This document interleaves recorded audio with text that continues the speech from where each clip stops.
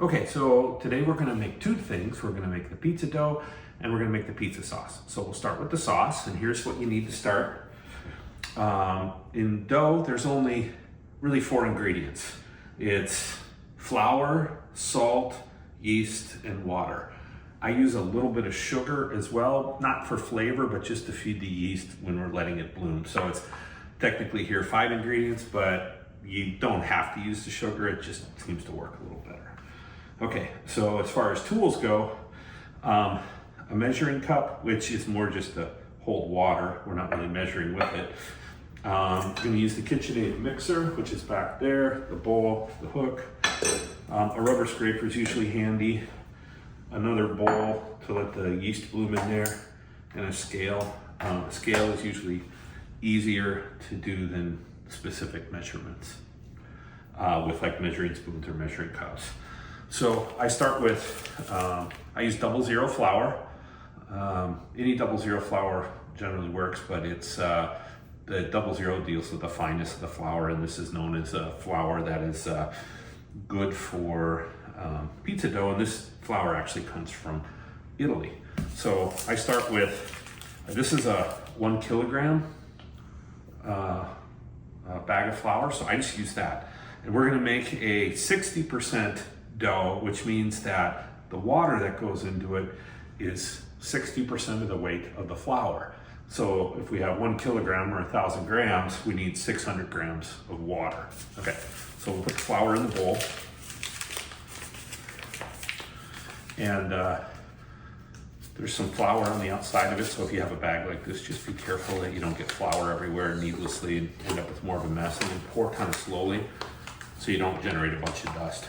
Being a fine flour, there can be more dust, so just be careful. And kind of squeeze the air out of it over your bowl so you don't put dust everywhere. Okay, so then I'm gonna put it on here on the scale. I'm just gonna put the salt in here just so it's ready. Put that on there. Do a tare weight so it zeroes out. Make sure your scale is on grams. Make sure it's nice and tared so it's at 0. And I'm gonna put in 20 to 25 grams of salt, just regular old salt, table salt. So I just pour it in. There you go. 25, ended up at 26, that's okay. Okay, so that's that. Then the hook, this is just a trick I have. Rather than getting another spoon dirty or anything, I'll just use the hook to just stir it around a little bit just to get the salt mixed in with the flour. And then this is just gonna kind of sit here for a little bit while we do get the yeast going. Okay, so since I'm using water on the scale and rather than going back and forth to the sink, I'm gonna use it out of here. So this is more than enough water. Do you want to turn the scale around so we can see how we do that? Sure. Okay, so, all right, so what I'm gonna do first, okay, so there's 600 grams of water that need to go into it. However, to get the yeast to bloom, we want warmer water. And so we use room temperature water, but we take 1/3 of that water and we bring it to a boil in the microwave. And then we add that to the remaining 2/3 of the water. And when it comes together, it'll be around, 100 to 110 degrees once it's mixed together. And that's a perfect temperature to let the yeast bloom, to get it going. So 1/3, 2/3, but don't put the yeast in the water until they're mixed together, because boiling water will kill the yeast and prevent it from working. So get the waters mixed together first and then go from there. So here's the scale. We'll tare it. It was already on, tearing. You can see grams, it's on grams. On this scale, you hit the units to change. So I want to put in 200. This is what we're going to put in the microwave. So we'll pour it so it's at 200. I'm reading upside down here.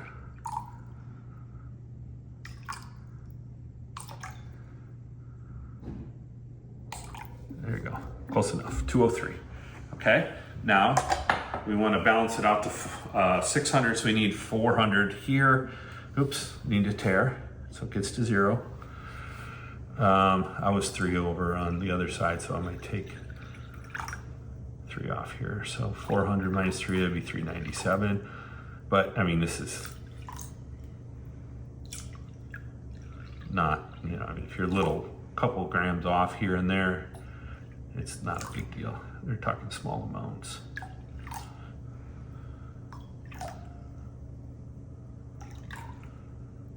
There we go, look at that. Oh, 1 gram over, I'll be okay. All right, so that's enough water there, okay?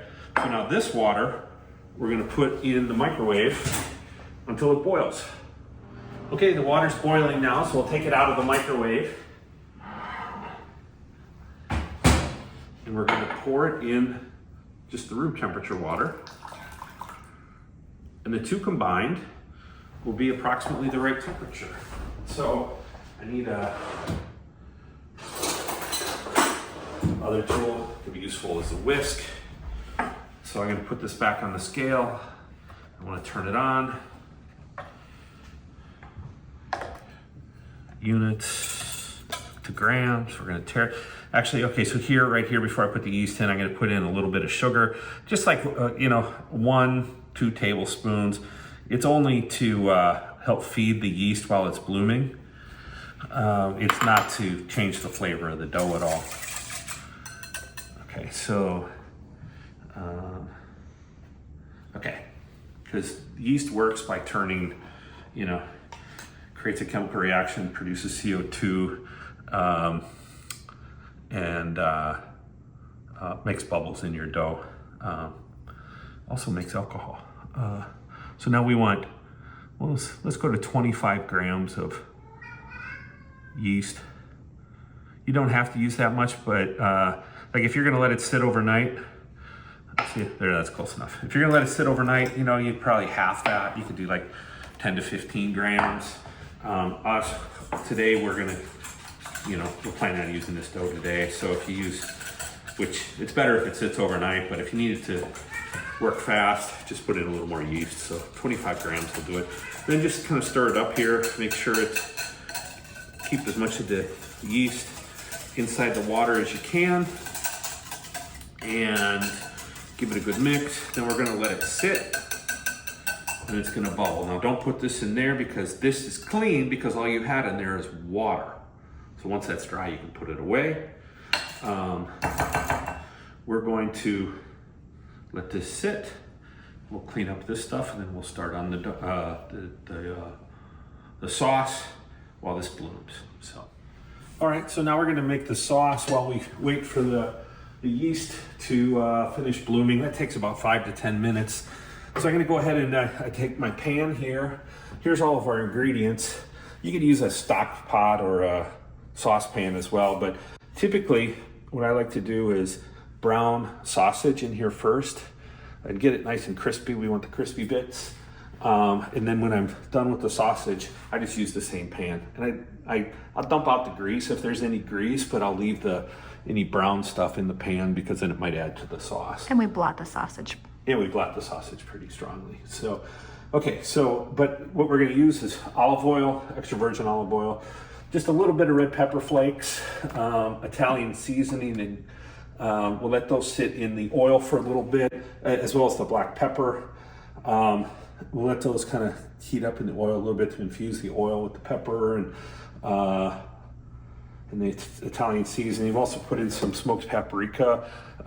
You can adjust that to your own preference, but that gives it a nice smoky flavor. I use quite a bit. Then towards the end of that, you can put in some garlic. I'm pretty liberal with the garlic. Then once you've done that, once the garlic just starts to turn color, maybe not just starts to turn, a little bit further than that, you don't want it to burn. Then you put in the passata. This moody passata is really good. Then we also will use just a little bit of balsamic to give it just a bite. Once it's all that's mixed together, then we'll add in some other types of Italian seasonings. So you see these Italian seasonings. This one comes out a little bit more red. This is the Morton and Bassett one. This one's pretty nice, but it has paprika in it too, which makes it red, but also thyme, coriander, black pepper. This one is more like basil and oregano based. So we put this one in to infuse the oil, but then we put this one in to have to retain more of the herb flavor toward the end.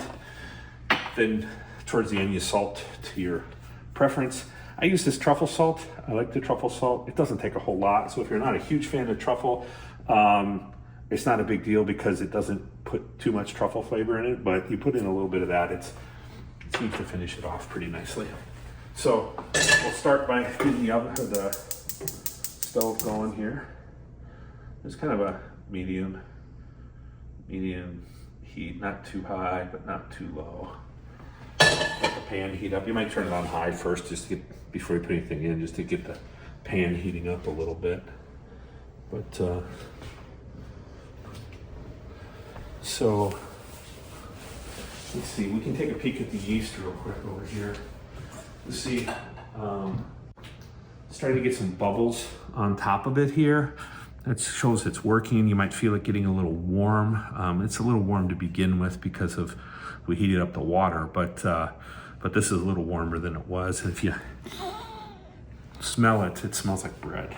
So let that keep going for just a little bit. We'll get this started. Turn on, yeah. Normally I would turn on the exhaust fan, but I don't want it to dominate the sound on the video. So start out with some oil. Just not too much. I guess measuring it is it's probably a couple tablespoons, maybe a little less than that. Clean as you go, so you have less of a mess in the end. I'm going to start with the red pepper flakes. That's plenty. Just a few to infuse the oil with the pepper flavor. A little bit goes a long way. This is black pepper. I had the pan up high to begin with, but I turned it down now to more of a medium heat once the pan is hot. If you want, you can always put your herbs and your seasoning into a mortar and pestle and grind it up, maybe freshen the flavor up a little bit, but I don't do that with pizza. So I put quite a bit of this in here. If you were to quantify that, what would you say? Oh, a smidge, I don't know. If you make it a few times, you'll know. I don't know. That there was maybe a tablespoon. Okay. And I'm gonna go ahead and put the garlic in now. Let me grab a, let's see, what am I gonna grab here to make this? Probably just a spoon. That was loud, sorry about that. Let me go ahead and put the garlic in.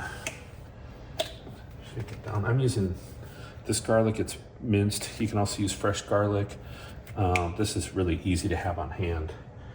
And then if I was using fresh garlic, I'd probably use 4 cloves. If I'm using this, I use probably end up being a little bit more, but it's so easy to do. But. And how much would you say that is if you were to measure that out? Oh, geez.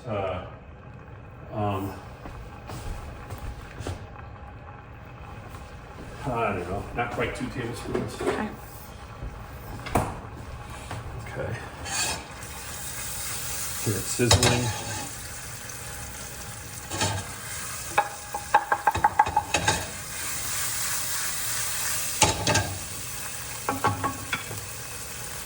I'm gonna let that kind of go a little bit here. Oh, there's one other thing that I forgot to get out that we need to put in, but I'll get that in a second. Now, I use quite a bit of this. Oh, before I put this in, just take a look at the oil. The color in the oil is starting to kind of change colors. It's taking on that red color from the paprika that was in the Italian seasoning. And you'll also see the garlic. You can smell the garlic now. The garlic is starting to kind of change color, so I'm going to go ahead and put in the smoked paprika. That's quite a bit. How much would you say that is? I mean, that's probably 1/4 cup. Okay. Maybe a little more. That's actually, I might have gone too heavy there, but anyway, this will end up turning into a paste. And the thing I forgot was, I'm gonna put this one out, is the tomato paste. I put this in pretty early here, and this is just a tube of tomato paste. I'm gonna have to get a little bit more. I put in about a 1/2 tube. This is the Gustari. The other one is the Moody. I like the Moody. The Gustari is good too, though. But you prefer the other one? Yeah, the Moody. See? Okay. This is 2 times double concentrate. So that'll make the sauce nice and And how much of that would you thick. say? That's about, I don't know, it's a 4.5 ounce tube. The other one is 4.5 ounces, so you Okay. put in like half the tube. So we got this. We got to put the sauce in because it's starting to smell a little funky. Just put one of these pasadas in there. I think my pan is too hot. I just turn it down a little bit. Okay.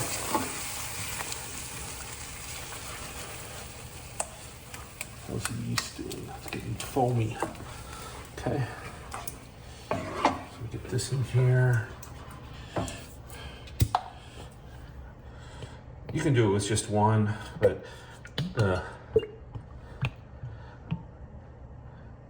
I figure if you're going to the hassle of making 1 jar, might as well make 2 because then you can freeze it or you can use it for spaghetti. Although when you if you're knowing you're going to use it for spaghetti, I'd put less tomato paste in it because that thickens it up quite a bit. Works out well for pizza, but it makes it a little thick for spaghetti or pasta. So, Although you could just add some pasta water to it to thin it out. yeah, you can do that too. Okay. All right, so that's going here. Let's put in just a little bit of this. I don't know, 2-3 tablespoons maybe. That might be a little much actually, right there. Careful, this stuff will drip. So I think I got it without a drip. But balsamic vinegar gets kind of sticky. Clean up as you go. Keep things clean. Less work in the end. So then you just mix this in. You'll get used to how much balsamic to put in by color. To me, this looks just a little brown, but that's okay. I put in a little too much, but that's fine. It'll be a little extra tangy. So you get that mixed up. We're gonna put in some this, just, I don't know, a few tablespoons of the Italian seasoning, the herb-based Italian seasoning. You don't have to do that. You can just use basil instead, or oregano. If you wanted, when you are cooking stuff up to begin with, in the oil, you could put onion in it. I'd chop them really small. Probably don't go too heavy, but a little bit of onion would be good. I would sweat those onions out and cook them down first before you put everything else in. You can put the peppers in what do I put in the red chili pepper flakes and the black pepper. You can put that in early too with when doing the onions. You probably want to put a little bit of salt with the onions too, but that would be good.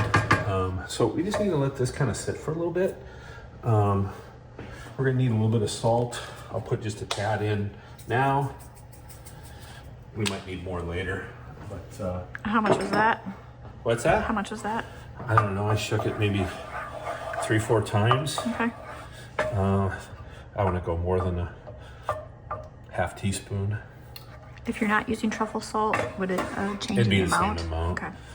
There can be variances in like table salt, like regular old Morton iodized salt versus sea salt or kosher salt, because sea salt has more of a salty flavor than other salts, but just salt to your flavor. You can just go by taste. I generally know how much to put in and to be good, but go by your own taste. Usually you put salt in later. Okay, so we're gonna let that sit. Let's go over to the, oops, I made a mess. Okay, so we have the sauce going now. It's heating up. I gotta turn down the heat just a little bit on the sauce because we have plenty of time on that now. Watch the flour dust. I got it on my belly. But you'll see the yeast is bloomed in the water. You see how it's all puffy? It doesn't have to get that puffy, but it smells nice. So yeah. So now we're gonna pour it in here. I have the hook here. We're gonna pre-mix it with the hook. See that foam? That's beautiful. Some cheeky little foam. So we got that in here, okay? I'm gonna put this in the sink with some water, just because that dries and it gets kind of harder to get out of the bowl. So now we're just gonna kind of pre-mix it with the hook by hand. This is the dough hook from the KitchenAid mixer, stand mixer. So if you don't have a KitchenAid mixer, so you can get a strong hand mixer that has dough hooks on it, like the one we just happened to get recently, and that can be done. But you can mix this by hand and then knead it through. It takes a while, but you can do that. You see how this starts looking like tree bark on there? You want it to just kind of do that. The reason I'm kind of mixing this to start with the dough hook by hand is because when you turn on the mixer, it can end up kicking up dust if you have just loose flour in there. And so the idea is to keep the kitchen from getting all dusty, because then that just becomes more of a pain to clean up, which means that it's less enjoyable to do this and you won't do it as often. So nobody ever said, I wish I could clean up more. So your hands might be a little dirty. Just keep them kind of clean so when you touch other things. So you might need the rubber scraper. Okay, so now we put the bowl on the mixer. We have the hook here. We're gonna go ahead and put the hook on. This is a stand mixer that you raise and lower the bowl. Other stand mixers, the head tilts, but we're gonna go ahead and raise the bowl. Start slow. Let it go for a while. We're gonna give the sauce a stir. While you're watching that.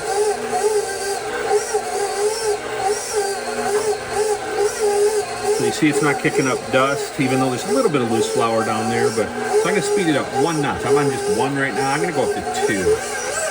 You don't need to go too fast on this, and if you go too fast with bread dough or pizza dough, your mixer starts bouncing around, and then it could like walk itself right off of your countertop. So don't do that. You don't want it to fall off. I had that happen once. So you see it's starting to come together.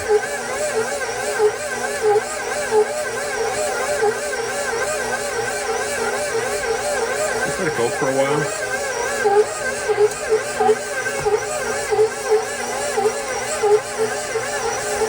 Sometimes you need to add a little bit more water to your dough. Here it's just fine. But if you add water, add very, very, very, very little water, because a little bit makes a huge difference.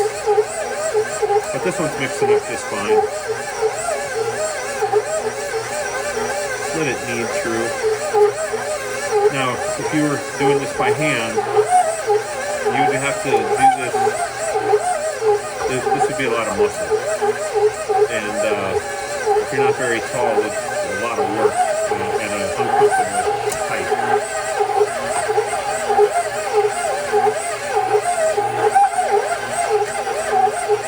Let's see it coming together.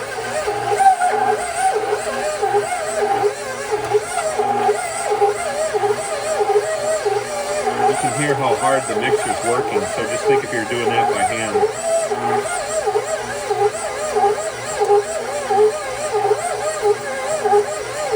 So, you know it's done when it starts getting a little bit smoother. It's not going to be perfectly smooth by any means, but this is pretty close. So what do we call it? So what I do is I back it off to 1, then I lower it. So that kind of disengages the hook from the dough, and it makes it easier to get out. Okay, so now we're going to take the hook out, because you need to take the hook out before you take the bowl out. Now ours, for some reason, this hook is getting really difficult to take out, and I don't understand why. But there it goes. Okay. Sometimes you need to learn the tricks. Every machine has its own peculiarities. So now that's good there. If you had dust fly out of your flour, you'd want to wash this off or wipe this off before you put it back, but ours it didn't kick up any dust, so it's good. So now we have this dough. It feels kind of fleshy. So you knead it a little bit by hand here. Make sure your hands are clean. I washed mine before, and you want to start making it into a tight ball. You just kind of keep pulling it back down around the bottom like that, and it gets into this nice tight ball. Now there might be some dough stuck here. Along the sides, this is fairly dry. Just let that go. That's no big deal. It's not much. But if you had a lot on there, you'd want to scrape it off and get it into your dough ball. So now we have this dough ball. Some people say put flour on it before you put it in the bowl. I'm not going to do that. I find that you can scrape it off this stainless steel bowl just fine while you let it proof, because the next stage here is we need it to proof. So once you have it in this ball, get it nice and tight, nice and small, tight, compact. Then we're going to take, some people will also oil that, but I don't think you need to introduce the oil when you're using the stainless steel bowl like this, or you don't need to use the flour. And if you do flour it, the thing to remember, every bit of flour you add to it, it dries out your dough more. So I try to avoid that because I like the 60% how it is. So now I'm going to use, plastic cling wrap or saran wrap. This is just a generic one. And I'm going to seal up the bowl. And if you think cling wrap is a pain, you're right. So get it nice and tight though, so it seals up. Just take your time with it. You'll get it. Okay. Now you can leave it on the counter to do this. If you leave it on the counter, put a towel over the top. It helps keep some of the heat in there because you want a good temperature for it. That's good temperature is about 100, 110 degrees, but it can work on the countertop just fine. And what'll happen is that this will just start rising up. The yeast will keep working, and in fact, it's probably already swelling a little bit in there. It's kind of crazy. So anyway, so what we're going to do, I didn't get the oven ready in advance, but we're going to use the proofing in the oven. So pardon any noise here. So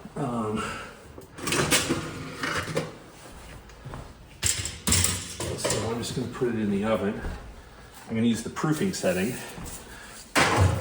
which not all ovens have that, but this one does. So I turn it to proof, I hit start. So on a regular oven, what would that be? You probably wouldn't have anything on a regular oven that would work because it's around just over 100 degrees. It gets it up to 100, 120 degrees, somewhere in there. And give the sauce a stir. And how long do we proof it? So we're gonna let it go for, we'll go for 45 minutes or half an hour, something like that. What you want it to do is kind of double in size. You want to make sure that you take it out, you pound the dough down, which we'll see in just a little bit, and reseal the cling wrap so it doesn't dry out. If you let it go too long, it'll rise up and push the cling wrap off. It'll break the air seal, and then your dough will start drying out. You don't want the dough to dry out. So, okay, so that's good there. Gonna let that sit. We'll set a timer. All right, so we're moving right along. The dough is in the oven proofing for half hour, 45 minutes, probably 45 minutes. The sauce has been kind of simmering here. So we've been stirring it. It smells good. You can see there's some steam coming off of it. What I'm gonna do right now is I'm just gonna give it a taste just to see how the salt level is. Be careful, it could be kind of warm. It's not terribly warm. That's really good. Wow, okay, there is a little much balsamic in it, so a little less than that, but the tanginess is good here. Let's see how the camera operates. It's not too hot. We'll let it get a little warmer. That'll make you pucker a little. That's pretty good, huh? But a little extra tangy. Doesn't need to be that tangy. So if you make it too tangy and you want to make it less tangy, you could add a little bit more tomato, a little more passata. We'll just let it go. So we're gonna let this go for just a little bit longer. I want it to get a little bit warmer, but it's essentially done. I'm gonna turn the heat up just a little bit because I want it to bubble for a few minutes before we call it a day. But this is essentially done, and then it'll be really good on your pizza. One last thought about sauce for pizza. I prefer it a little thicker, and so that it ends up drying out a little bit more when you put it on the pizza. What that allows you to do is put a little bit more sauce on to get a little more of that tomato flavor on the pizza without it being like so wet to where everything wants to slide off the pizza. And it works more as a glue to hold it together rather than a sauce that just everything slides off of. And that's how I like sauce. Now you can do other sauces where it's, you do less of the tomatoes. It's more of just a straight marinara without too much doctoring up or anything. Those you would use less sauce. So you'd end up, I think, having less tomato flavor. But anyway, but that's my thought on this sauce. And it's a little thicker, and that's what that tomato paste does. It makes it thicker, and it also, it's a double concentrate, so it gives it a lot of extra tomato flavor. Ends up being very tasty, tangy, really nice. So anyway, that's the sauce. The dough is proofing. We'll come back to that here in a little bit. Okay, so the dough has been proofing. This is the bulk proof for, I actually went about an hour because we were watching the Iowa Bowl game. So Go Hawks. go Hawks, and they won. And so you see how it's gotten pretty large. So we just peel this back, peel it back. Try and do it so you can save the cling wrap so you don't have to get another one out. So then you just scrape it off the sides, kind of punch it down, scrape it off the sides. It should come right off. You'll feel that it's kind of warm because the proofing with the yeast growing and everything is an exothermic activity. So you get it off the sides. You get it like this. We're going to do quarter turns. So you pull it up over and you just fold it over, turn it a quarter. Do it again, turn it a quarter, do it again, turn it a quarter, do it again. You end up with this nice ball here, then you can just tighten it up again. Get this nice ball, and it's feeling extremely fleshy, like seriously. 3D. And then how long are we gonna let We're it? gonna put it back in for another 45 minutes. Okay. Okay.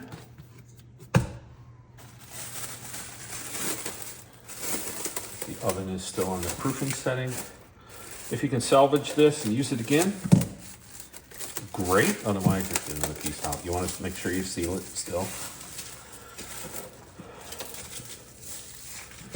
Somewhat taut there. You put it back in, and then you'll see that the sauce is still on the stove.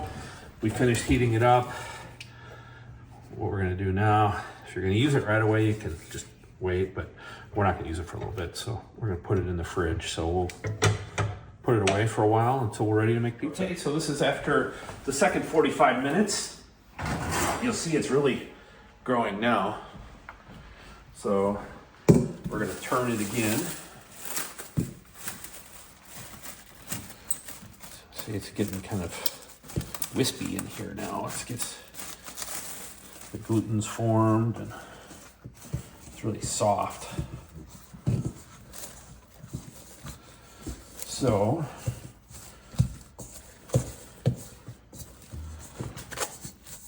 what we're going to do is we're going to break this up into, it's all punched down now. Give it a little turn again. Then what I'm going to do here is I'm going to see if I can break this into, we can close the oven and turn it off. I'm going to break this into pieces for making pizzas with real quick, because we're going to make some pizza with this tonight. Normally it's better if you let it go overnight, but you need to do it early enough to do that. So this is just parchment paper. This one's an unbleached one. We normally get the white. This is actually a pretty nice one, but this parchment paper works pretty well. And typically when I break this up into balls to make individual pizzas, this, using 1 kilogram of flour, you can make like break it into 6 even balls to make 6 pizzas. I'm gonna make them a little bit bigger. So, but I'm not gonna use all of this, we'll freeze some of it. So I'm just gonna see how much this weighs. Go to grams because the math ends up being easier than using ounces. So let's just see what it weighs. You know, the easier way to do this is to do it like this. Put that on there, tear. So normally what I would do is I'd take 16 divided by 3. Or I'm sorry, 16 divided by 6 to figure out how much 6 balls would weigh, but and then just cut that off of here, and then you end up with that. But what I'm going to do instead, I think I'm going to make 400-gram balls. So that means I need about 1/4 of this. So you get it kind of like that, and you find like halfway mark, and then half of the half. We'll do it right here, right there.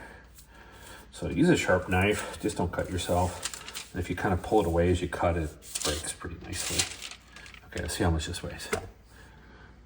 Close enough. Then the next one, might need a little more. So we'll do it like this.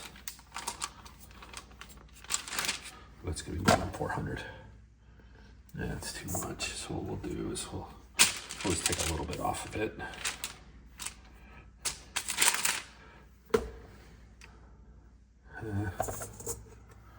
Just a tad more. So we take that.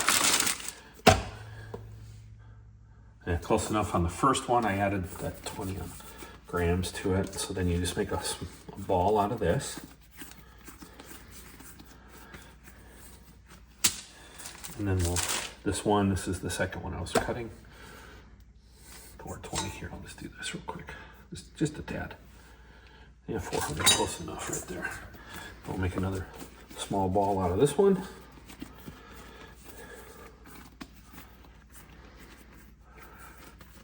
All right, we'll just set this there for now. If you want, you can try it. Should be pretty good. You want a little bit? That's really good. Okay. This one here, we're gonna make into a ball. We'll make 2 pizzas tonight. This one, we're gonna put in a bag. Oh, I'll just step out a little.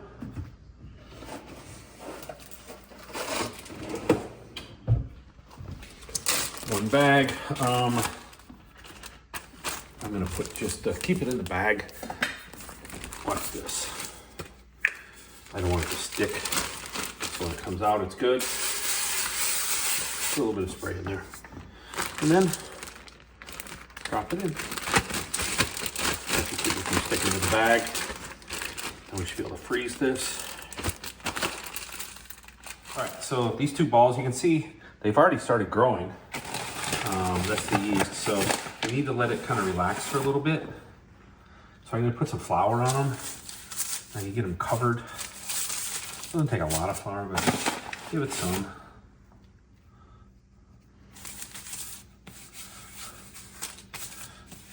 The flour is to keep it from sticking. So then I'm gonna put a little down here so it doesn't stick when I leave it here, because some moisture will come out of the dough into the paper.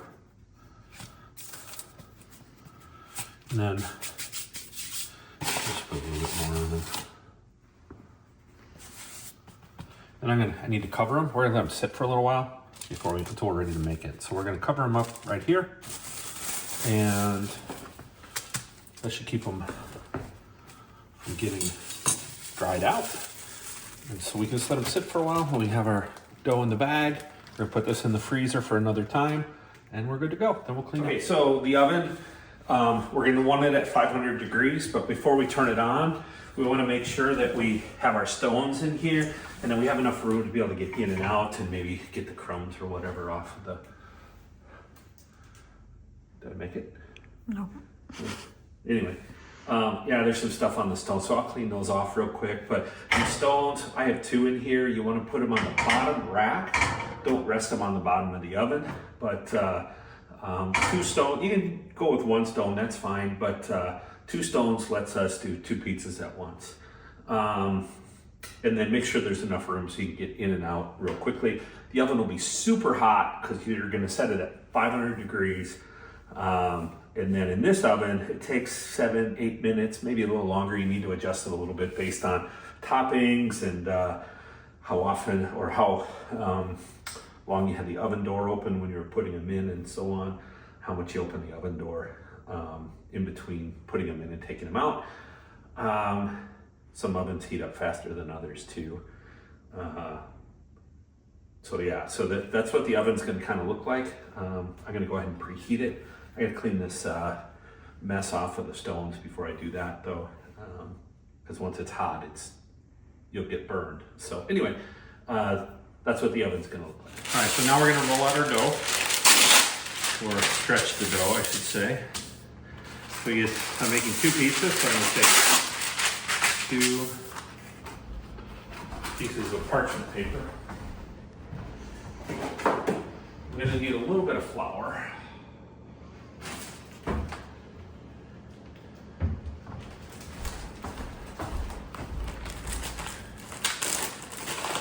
See, when you don't add the flour, when you put the dough into the stainless steel bowl, that's good because you still have, you're still gonna need to use some flour here to keep everything from sticking here, keep everything kind of flowing. All right, so now we have our 2 dough balls. And you just kind of start flattening them out. So I can feel that this kind of dried out a little bit there, even with the towel over the top. It was only for a little bit. It happens pretty quickly, so keep things moving. So you can use a rolling pin here if you like. It just depends on how thick or thin you want your dough or how easy it is. I'll maybe do one of each here. So you just keep kind of working it around and stretching it out.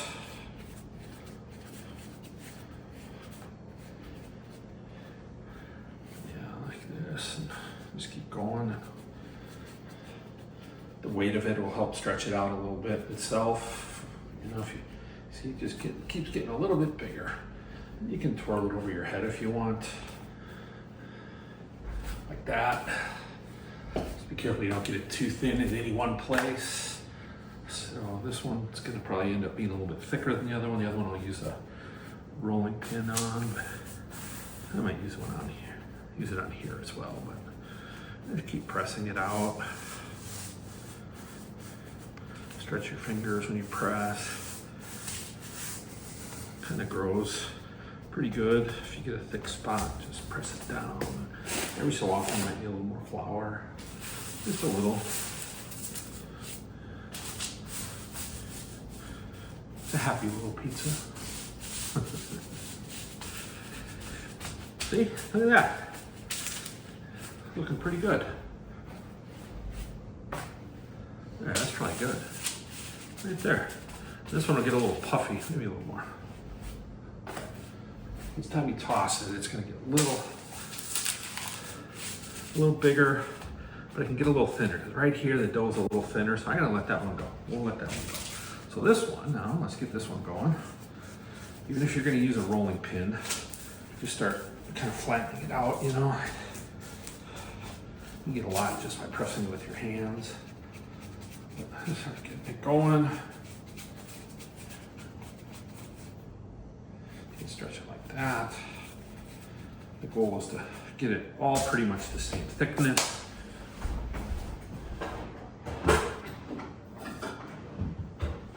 Rolling pin.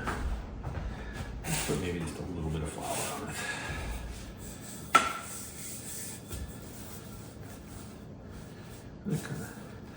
It can go a little bit quicker. If you have little balls of flour that are kind of concentrated, you can spread those out a little bit.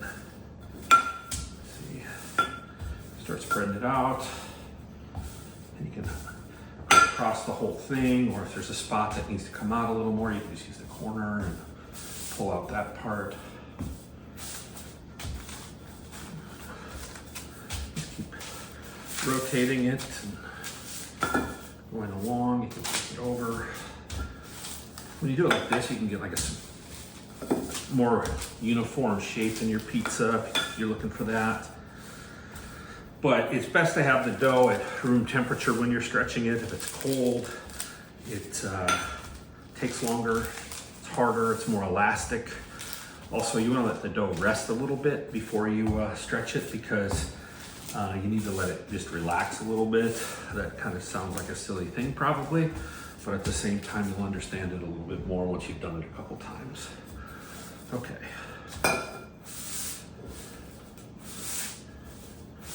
You got that? All right, I think the dough is stretched. Okay, so now I'm just gonna, you can do this now or you can do it before you put it in the oven, but I've been leaving the pizzas on parchment paper lately when I've been cooking them. It's easier to get them in and out of the oven if you just leave them on the parchment paper. The parchment paper in the oven at 500 degrees will kind of, it doesn't burn, but it'll turn colors, it'll turn black. It's not gonna start on fire, I guess, unless you put it into contact with the flame or the heating element, but so just keep that in mind, don't be crazy reckless with it, but this is easier to get them in and out of the oven, because if you have this dough directly on a pizza peel, which I'll show you what I use for those here in a minute, but the dough will stick to the pizza peel unless you use a lot of flour, maybe even some cornmeal that works like kind of like ball bearings to help it slide off. But I don't know, you can also use like foil, that would work too, I suppose, but this seems to work better for rolling it out than before. So let's go ahead and start putting the pizzas together. Let's go with some sauce first. This is the sauce we made earlier, so we'll just put some sauce on here. I like a good amount of sauce. See, the sauce is looking kind of dark now. Let's see how it's pretty thick actually, which I like I mentioned it before. And you stretch it out. I like spreading it with a spoon. I suppose you could also use a brush. You'll probably find a spoon that you work well, but I like using the underside of the spoon to just kind of push it out to the edge. Get that edge where you want it. Maybe you want to leave more edge or less edge, depending on what you like. And then just spread the sauce evenly. Okay. That's a little heavy on the sauce, but whatever. I put down a base of Parmesan and Romano. I use a little bit of both. You can shred them in advance, or what I'm going to do here is I have a little shredder here. So I only shred what we need, and I just shred right over the top of it. You can hear the oven fan just kicking on now. You might be able to hear that on the video. If you shred it in advance, you probably end up getting a little less cheese on the counter. Oven's preheated. So I'll go to Romano. Now, I prefer a nice pecorino Romano with what's that, goat's milk? Or sheep's milk? Goat's milk. Anyway, whichever. But we have this. So this is what I'm using today. You put the toppings on, and you'll see I added another piece of parchment paper here. I'm just going to slice some pepperonis real quick. And you may ask, why are you doing it on a piece of parchment paper? Won't your knife get dull? And the answer to that is yes, but I'm not using a knife. I have these handy dandy like poultry shears, and I just cut the pepperoni into smaller pieces, because these big pieces of pepperoni like this is a pepperoni like we get this at Hy-Vee, it's their house brand. But we cut it like this so that when you take a bite out of the piece of pizza, the pepperoni is kind of like a smaller piece, and it doesn't like rip all the toppings off the pizza and into your lap, and all that burning ooey gooey cheese burning you and sticking to you and burning you while it sticks to you. So yeah, you just cut it up like that, and using the scissors, you don't need a cutting board to do it. So just break them up a little bit, then we're gonna put them on the pizza. Not a lot, because we have some sausage here. We'll put on at least one of them. We're a little low on the sausage today, but that sausage is Graziano's. We get it at Hy-Vee. It's really nice. Probably the best Italian sausage I've ever had. So. Do we use 1 pound of it? Yeah, for 2 pizzas. You wouldn't use a full 2 pound or a full pound, but yeah, just kind of.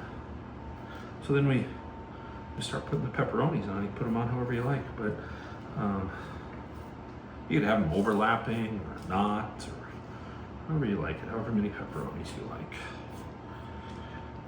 Since we put on sausage as well, oftentimes, take that into account when deciding how much pepperoni to put on, because you don't want your pizza to end up being a greasy mess. And that's why we pre-cook the sausage and blot the grease out of it really well, and it gets kind of crispy. It ends up turning out really nicely that way, because you want it to be a tasty pizza, but not a pizza that is overly rich and makes you sick. Also, a pizza with a pile of grease or a puddle of grease on top of it never looks very appetizing. So it looks like I'll need to maybe chop up a few more of these pepperonis. Parmesan, the Romano, the pepperonis. Let's do sausage. That's all we have. Should I do it all in one or split it between the two? Maybe see if you can split it between the two. Okay. Just whatever you have, just try and distribute it evenly. Every bite about the same. Actually, we might have enough for two.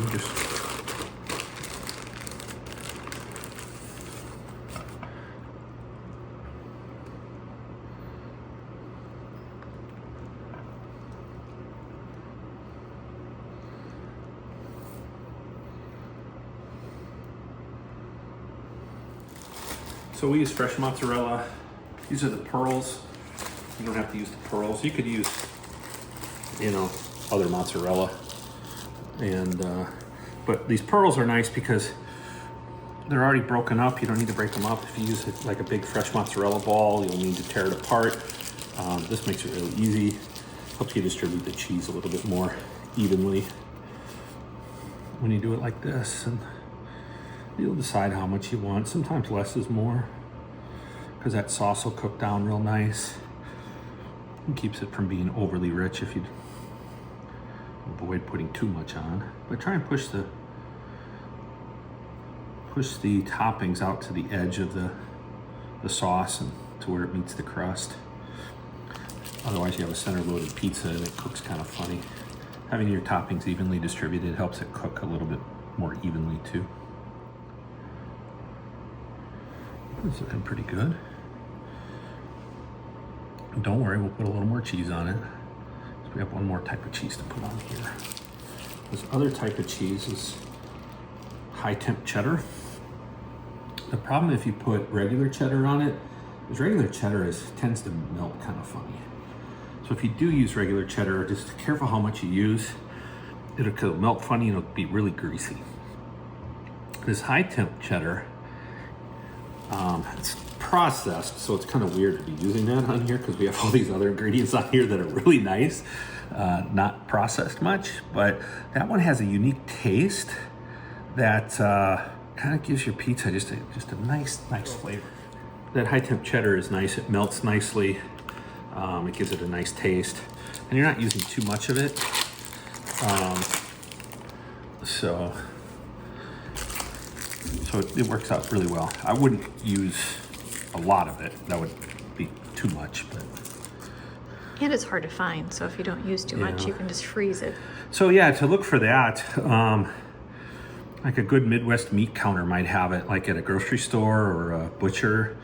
Sometimes people use that cheese to put inside of like deer sticks or some kind of like, meat stick. Mix it in with their seasoning and their meat. So that's why you'd find it there. But you might be able to find it at a cheese counter. The brand we tend to like is Jim's Cheese, but you can't really find that much anymore. So, all right. So you just want to make sure this is even. Don't forget to try one.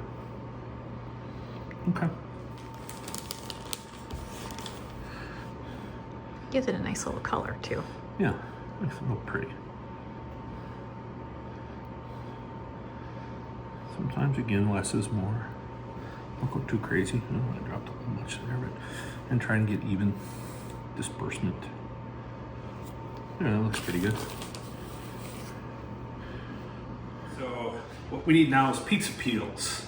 I have 3 here. one for each pizza. And this is a turning peel. You don't have to have one of these, but it comes in pretty handy. So you just want to lift up on the edge, slide it under slowly. You saw how easily that slid on there? That's how easy it'll slide off when you intend it to and when you don't intend it to. So be careful when you take it to the oven. So we'll take this over to the oven. I'll set this over here.